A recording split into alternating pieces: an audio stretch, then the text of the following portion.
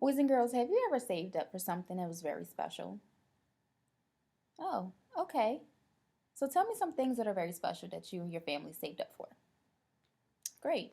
So today we're going to read a story about a little girl who saved up a lot of money for something that was very special to both her and her family. Our book is both illustrated and written by Vera B. Williams. Our book is titled A Chair for My Mother. Boys and girls, this is the front cover of the book. This is the back cover of the book. And here we have the spine of the book, which is what holds the pages together.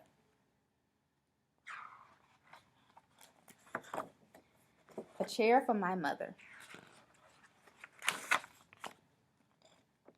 Before we start, I want to tell you guys that we are going to discuss two vocabulary words. The first one being community and the second one being responsibility.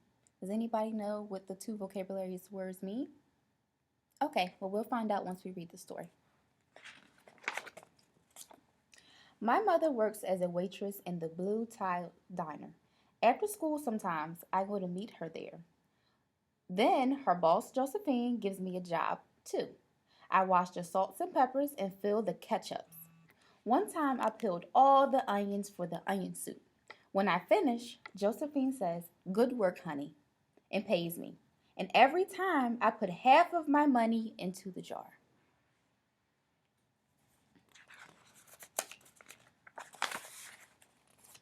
It takes a long time to fill a jar as big as this one. Every day when my mother comes home from work, I take down the jar. My mama empties all her change from the tips out of her purse for me to count. Then we push all the coins into the jar. Sometimes my mama is laughing when she comes home from work. Sometimes she's tired when she falls asleep while I count the money out into piles. Some days she has lots of tips. Some days she has only a little. Then she looks worried. But each and every single shiny coin goes into the jar. We sit in the kitchen to count the tips. Usually, Grandma sits with us too. While we count, she likes to hum. Often, she has money in her old leather wallet for us. Whenever she gets a good bargain on tomatoes or bananas or something she buys, she puts by the savings and they all go into the jar. When we can't get a single other coin into the jar, we are going to take out all the money and go and buy a chair. Yes, a chair. A wonderful, beautiful, fat, soft armchair. We will get one covered in velvet and roses all over it.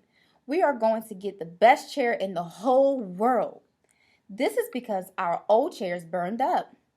There was a big fire in our other house. All our chairs burned. So did our sofa, and so did everything else. That wasn't such a long time ago.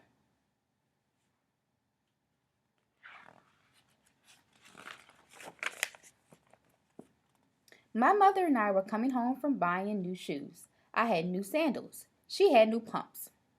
We were walking to our house from the bus. We were looking at everyone's tulips. She was saying she liked the red tulips, and I was saying I liked the yellow tulips. Then we came to our block.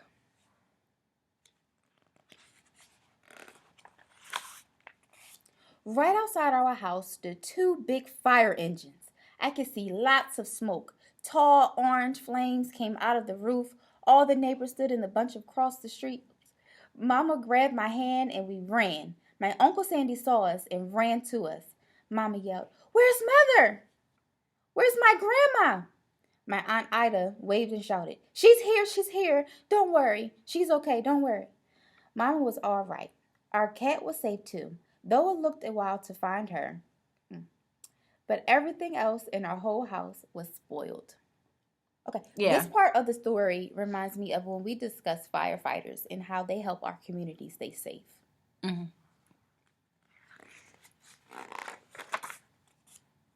What was left of the house was turned to charcoal and ashes.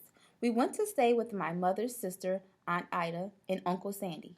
Then we were able to make a move into our apartment downstairs. We painted the walls yellow, the floors were all shiny, but the rooms were very empty.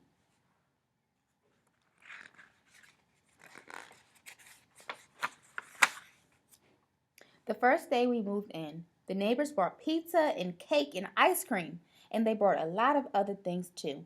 The family across the street bought a table and three kitchen chairs. The very old man next door gave us a bed from when his children were little. My other grandpa brought us his beautiful rug. My mother's other sister, Sally, had made us red and white curtains. Mama's boss, Josephine, brought pots and pans, silverware, and dishes. My cousin brought me her very own stuffed bear. This part of the story reminds me of the story Uncle Nacho's had when they worked hard to try to replace Uncle Nacho's hat because it was old. This is a very good example of how community helpers work together to help each other.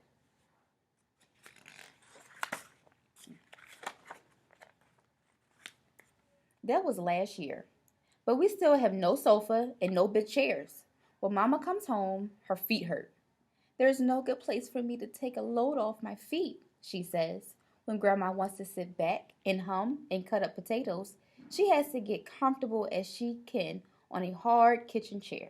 So this is how come Mama brought home the biggest jar she could find at the diner, and all the coins started to go into the jar. Now the jar is too heavy for me to lift down. Uncle Sandy gave me a quarter. He had to boost up so I could put it in.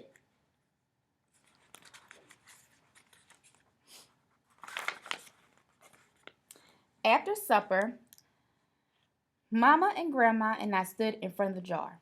Well, I never would have believed it, but I guess it's full, Mama said. My mother brought home little paper wrappers for the nickels and dimes and the quarters. I counted them all and wrapped them all up. On my mother's day off, we took all the coins to the bank, and the bank exchanged them for $10 bills. Then we took the bus downtown to shop for our chairs. This part of the story reminds me of when I was a little girl. We used to save money in our piggy bank, and once it got full, my grandma would get the wrappers from the bank, and we would count the coins, and we would put those coins inside of the wrapper and ship them off to the bank. And then in exchange, just like in the story, we would get our dollar bills or $10 bills.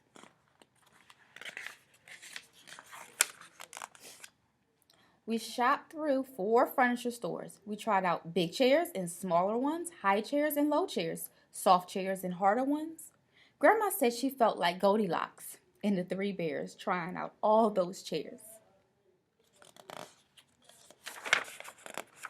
Finally, we found the chair we were dreaming of, and the money in the jar was enough to pay for it. We called Aunt Ida and Uncle Sandy.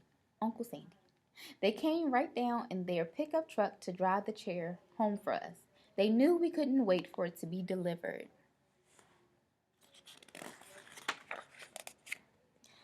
I tried out our chair in the back of the truck. Mama wouldn't let me sit there while we drove, but they let me sit in it while they carried it up to the door. We set the chair right beside the window with the red and white curtains. Grandma and Mama and I all sat in it while Aunt Ida took our picture. Now Grandma sits in it and talks with people going by the daytime. Mama sits down and watches the news on TV when she comes home from her job. After supper, I sit with her and she can reach right up and turn out the light if I fall asleep in her lap.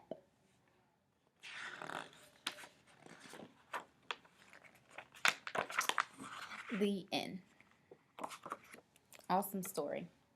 So, what jobs did Josephine, the restaurant boss, give Rosa? Yes, she did. She had her fill up the pepper shakers and the salt shakers, and then she will often pay her. Right. That contributed to their jar of coins. Great.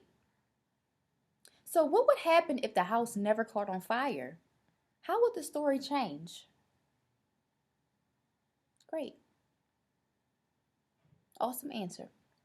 How would you devise your own way of getting a chair or something special? In our writing journals, it's going to be a social studies activity, and we're going to write ways that we or our family save and earn money. And I want you to also put in your writing prompts what are some things that we save money for, some special items that you and your family save up for. All right, thank you.